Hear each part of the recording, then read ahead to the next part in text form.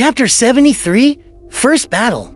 Under the illumination of the afternoon sun, Klein in his dust-coated clothes quickly twisted his revolver's barrel to remove his self-imposed safety.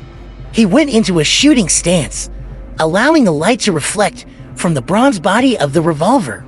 He held the revolver with one hand and moved his other arm, cautiously paying attention to anything that could happen around him. At the same time, he was a little worried for Captain Dunn and Mr. Iyer Harson.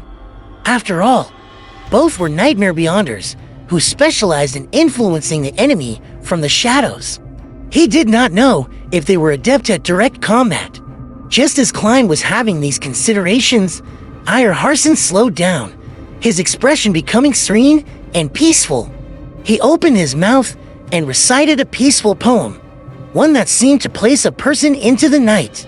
When once the sun sinks in the west, and dewdrops pearl the evening's breast, almost as pale as moonbeams are, or its companionable star, the evening primrose opens anew, its delicate blossoms to the dew, and, hermit-like, shunning the light one, the recital reverberated around them. Klein nearly lost his tense feelings and completely relaxed. He was lucky that he had experienced something similar before and was not facing Iyer Harson. Thus, he quickly collected himself and entered a half-cogitative state to combat the influence of the poem. Phew, he let out a sigh of relief. He no longer had any doubts about Dunn's and Iyer's direct combat abilities, as he had only advanced recently and still did not have a deep understanding of Sequence potions. Klein had forgotten that the Sequence 7 Nightmare was the advancement of Sequence 8 Midnight Poet. They could keep whatever abilities they had before and, in fact, enjoy a small increase in their abilities. The impression Klein had of Midnight Poets all came from Leonard Mitchell. He knew that this job inherited the unique traits of a Sleepless. They were good at combat, shooting, climbing, and sensing. They were also adept in influencing the living creatures around them through the use of various poems. In simpler terms, they were violent poets. While Iyer was reciting his poem, the large wooden crates stacked up around them seemed to suddenly ripple like water. A man wearing a black tuxedo and half-top hat appeared, but this man's face was painted in 3 pastel colors: yellow and white. The sides of his lips were arched high like a clown, forming a ridiculous contrast with his formal wear that was suitable for joining an evening banquet. Thud, thud, thud. The black-haired Lorota, who had been introduced as a sharpshooter, charged forward quickly. She had a gun in one hand and had clenched the other into a fist. She made it within inches of the suited clown in a few steps. The suited clown seemed to be affected by Iyer Harson's poem. His body was swaying, and he had a peaceful expression in his eyes. He did not have any desire to retaliate. Lorota tilted her body with a boxing maneuver as she pulled back her fist, then punched toward the suited clown's face. Bang! Fear crackled as the suited clown shattered suddenly like a mirror, pieces quickly evaporating and vanishing into thin air. At this moment, the suited clown quickly appeared once again in the shadows of the wooden crates a few steps away. The suited clown's figure outline quickly appeared again. The person under the influence of the poem was only an illusion. It was a performance. Fezzuated Clown grinned again. It had a comical look as he pressed down on his half-top hat with one hand and pointed a finger gun with the other. Bang! The sound of a shot rang from the finger gun. Lorota fell to the left and rolled on the floor, dodging the attack. But nothing had happened except for the fake gunshot. Bang! Bang! Bang! Dunn and Iyer each lifted their guns and fired steadily. The suited clown dodged adeptly, sometimes to the right and left, sometimes rolling on the ground. It was as if he was an acrobat act in a circus. Suddenly, Lorota surprisingly charged forward again. Despite being called a sharpshooter, she was still using her fists. Bam! Fezzuated Clown could not dodge the attack in time, and could only lift his left arm to block the fist. Seeing the clown stop, Dun and I did not hesitate to each take aim and pulled the trigger. At this moment, the arm that the suited clown used to block Lorota's fist ignited with an orange-yellow flame.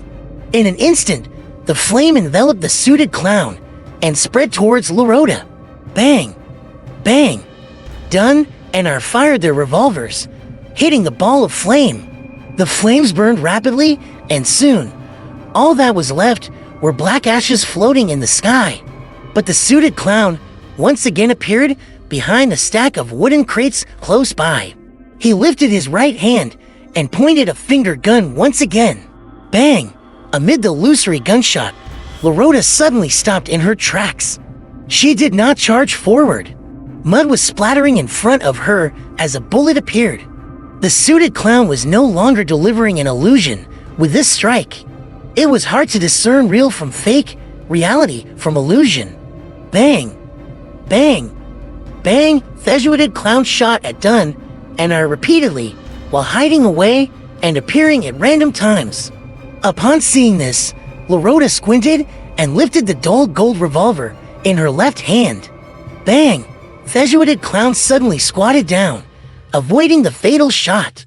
His top hat was sent flying backward, falling to the ground. The bullet had left a visible scorch mark on the hat.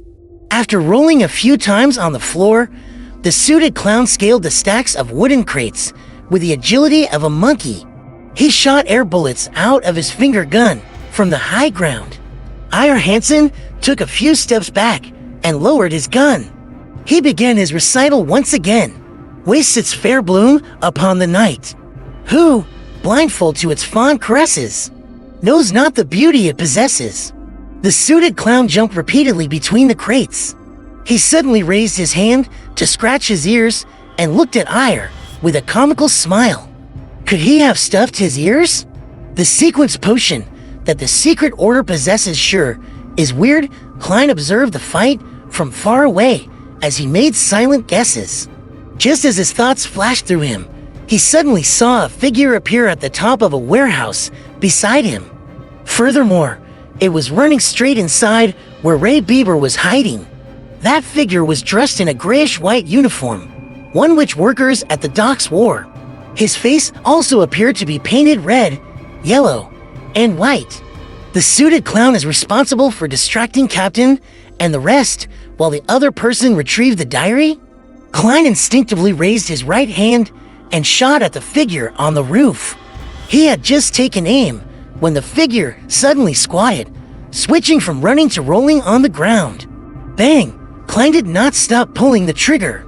He saw the figure suddenly pause, blood blooming in a spurt. The figure looked at him in shock. While bearing the pain, he continued charging into the warehouse. That felt like a lucky shot. Klein twitched his lips and pulled the trigger once again. This time, the bullet hit the wooden roof beside the figure. Bang! Bang! Bang! Leonard and Borgia also shot, but did not hit the figure. Klein wanted to criticize how terrible their shooting skills were as compared to his when he suddenly stopped pulling the trigger. That's right. Why must we stop him? Didn't he divine that there is grave danger in the warehouse just now? Wouldn't it be great if we let that guy be the vanguard and step on the landmine for us? Leonard and that Mr. Borgia must have had the same idea. With this thought, Klein lifted the barrel of his revolver and shot at the sky. Bang! Bang! Bang! As gunshots rang, the figure managed to reach the innermost region of the warehouse unobstructed. He lunged downwards, slamming into the roof as he fell down with the collapsing roof. Immediately following the commotion, the black-haired Lorota's eyes suddenly turned black. Her left hand began making a strange pulling action. The suited clown's jumping actions suddenly came to a pause as his ankle seemed to be grasped tightly by an invisible hand. Dunn did not shoot immediately and instead pointed his revolver downward. He opened his mouth and by simply using his spirituality to resonate the air around him, he produced a strange, faint, and ethereal voice without the use of his throat. Thus it blooms on while night is by. When day looks out with open eye, Bashed at the gaze it cannot shun. It faints and withers and is gone. The suited clown suddenly became limp, as if he had lost the desire to live. Ire Harson lifted his handgun and took aim, his finger pulling the trigger immediately. In that split second, there was an abnormal and tragic wail that came from the warehouse. Thekri contained immense fear, as though he had encountered an unimaginably terrifying matter. The hair on Klein's body stood on end. The tragic cries came to a sudden stop as silence was restored in the deepest parts of the warehouse. It was a skin-crawling silence. Read latest chapters at wuxiworld.site only. Bang! Affected by the cry, I only managed to shoot the suited clown in the belly. Ha ha ha! The silence was once again broken from the deepest depths of the warehouse. What should have been soft panting sounded. It reached a crescendo that tightened everyone's nerves.